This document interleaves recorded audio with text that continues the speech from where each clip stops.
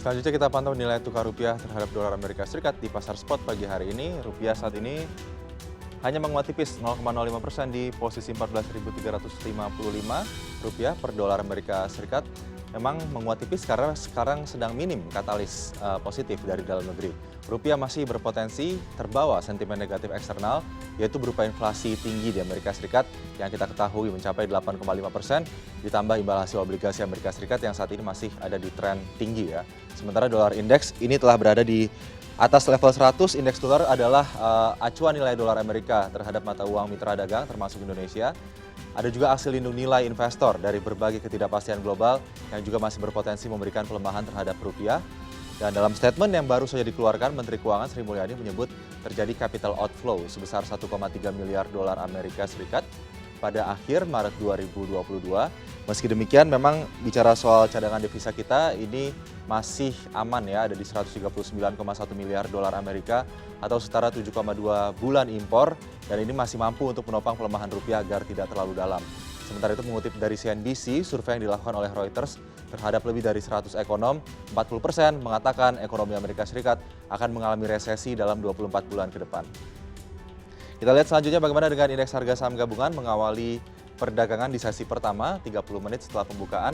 IHSG menguat 0,17% di posisi 7.275. Memang dari pasar saham, musim laporan keuangan emiten ini akan menjadi penopang pergerakan IHSG hari ini. Namun secara teknikal IHSG rentan mengalami koreksi wajar ya, sembari akan terus mencoba mencapai titik all time high yang baru, situasi yang bisa dimanfaatkan untuk mengakumulasi pembelian saham jangka pendek oleh investor. Kembali mencetak rekor pada perdagangan Rabu, IHSG mendapatkan stimulus dari Asia yang juga mayoritas berakhir di zona hijau. Net buy asing di pasar Indonesia masih tinggi. Net buy asing di pasar saham tercatat hari Rabu kemarin di 1,18 triliun rupiah.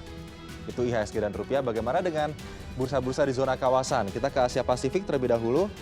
Dari bursa zona Asia Pasifik, Nikkei 225 Jepang naik 1,05% di 27.126. Hang Seng naik 0,18%, Shanghai Composite juga terapresiasi 0,58%, hanya Kospi saja yang turun tipis 0,06%.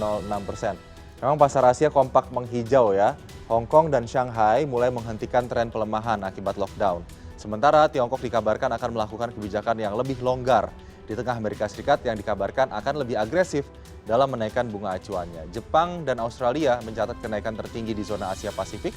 Kita lihat lebih dari 1% ya. Penguatan ditopang oleh adanya rally di saham sektor teknologi. Sementara di Korea ini kita lihat Kospi, pasar masih menantikan arah kebijakan Bank Sentral Korea di hari ini. Sementara itu kenaikan harga minyak dan gas dan perkembangan ketegangan Rusia dan Ukraina masih menjadi hal yang diantisipasi pula oleh pasar. Kita lihat selanjutnya bagaimana di bursa zona kawasan Eropa.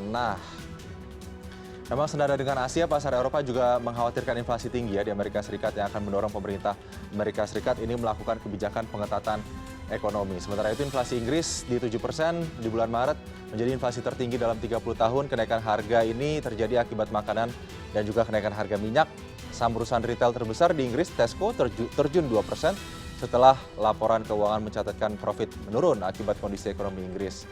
Sementara itu Bank Sentral Eropa pada hari Kamis menyatakan akan mengeluarkan kebijakan untuk mengatasi pelemahan ekonomi dan rekor inflasi tinggi yang dihadapi. Kita lihat Inggris FTSE 100 naik tipis 0,05% begitu. Kita selanjutnya ke bursa di zona kawasan Amerika di saham-saham di Wall Street ya.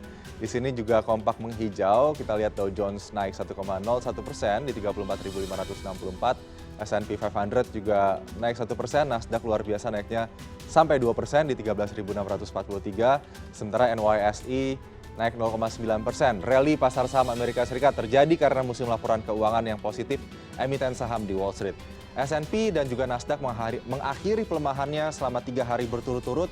Perusahaan transportasi ini kembali mencatatkan untung akibat mulai tingginya mobilitas masyarakat. Kabar yang cukup baik bagi pasar saham, imbal hasil obligasi Amerika Serikat tenor 10 tahun ini mulai turun dari 2,82%, sekarang sudah di 2,7%. Tentunya penurunan imbal hasil obligasi ini memberikan sentimen positif bagi pasar berisiko, pasar saham.